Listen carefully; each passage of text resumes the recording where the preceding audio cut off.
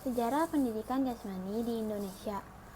Awal mula pendidikan jasmani ada di Indonesia yaitu setelah Indonesia memproklamasikan kemerdekaannya pada tanggal 17 Agustus tahun 1945. Dibentuklah susunan kabinet yang pertama, di mana kegiatan olahraga dan pendidikan jasmani berada di bawah Kementerian Pengajaran. Dengan adanya Kementerian Pengajaran, maka pemimpin-pemimpin bangsa pada masa itu telah menunjukkan rasa kepeduliannya akan masalah pendidikan yang di dalamnya tercangkup pendidikan jasmani. Namun karena baru dalam tahap penataan, maka kegiatan pendidikan jasmani yang diatur oleh Kementerian Pengajaran belum begitu banyak dirasakan oleh masyarakat.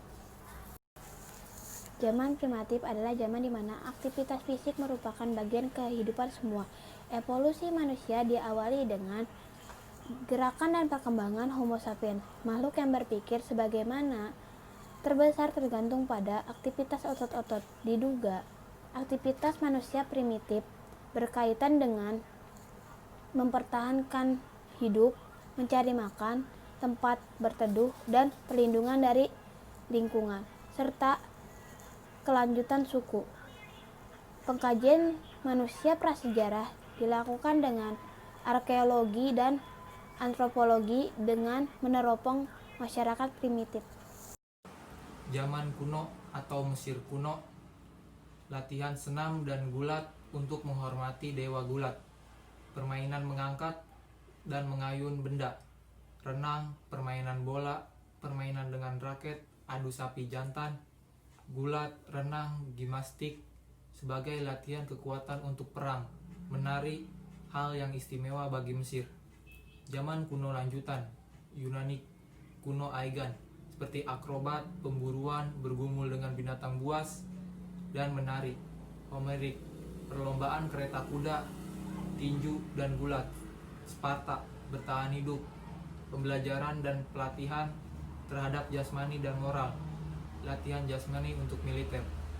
Athena, permainan anak-anak, bidang studi olahraga senam atau palestra, guru yang ahli dalam berbagai olahraga, latihan jasmani kemiliteran. Lanjut ke zaman Greek. Jika Sumeria merupakan tempat kelahiran, maka Greek mencapai kedewasaannya. Tak ada bangsa lain sebelum maupun sesudah zaman Greek yang meletakkan tekanan yang kuat, tidak hanya pada intelek, pada perkembangan dan kesempurnaan jasmani. Zaman Romawi. Perang Romawi tak pernah terkenal sebagai atlet, tapi mengagumi ketangkasan olahragawan dan mendorong perkembangan berdasarkan profesionalisme. Profesionalisme dalam olahraga diterima dan tekanan diletakkan pada lomba karlot dan perkelahian gladiator tanpa pembatasan hingga memakan korban dan nyawa pelomba. Stadion yang paling terkenal adalah Circus Maximus di Roma, sebuah arena yang dapat menampung sebanyak 200.000 penonton. Zaman Abad Gelap.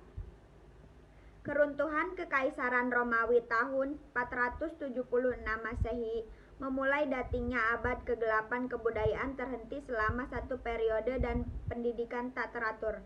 Pada saat kejatuhan Romawi, baik moral maupun fisik, penduduknya sangat lemah. Kaum barbar dari utara yang menyerbu perlu lebih dari 1000 tahun untuk membangun kembali budaya bangsa yang mereka taklukkan. Zaman Pertengahan.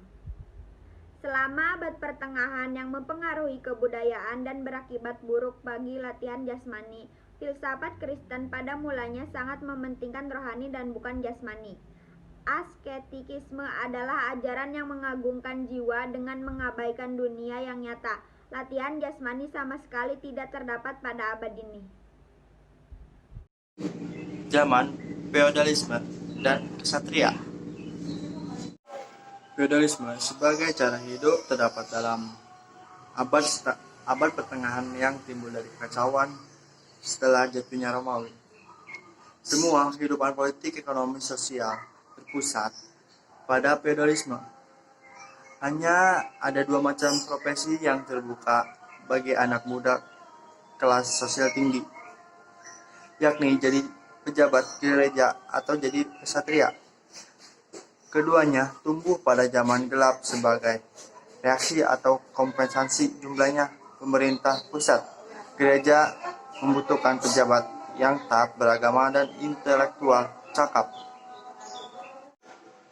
Zaman Renaissance. Abad pertengahan berakhir dengan datangnya zaman Renaissance atau zaman kelahiran kembali. Zaman ini timbul sekitar abad 14 sampai 17. Zaman Renaissance adalah zaman ketika rakyat dalam alam dekadensi Roma dengan pengulasan barbarisme muncul kembali, melepaskan diri dari kedalaman lubuk abad gelap dan abad pertengahan, dan mencapai tingkat budaya yang menghasilkan dan kembalinya budaya Greek dan Romawi kuno. Renaissance ini ditandai dengan adanya filsafat, teori, dan praktek yang mengubah jalannya sejarah dan membuka jalan ke zaman modern. Zaman modern di Eropa.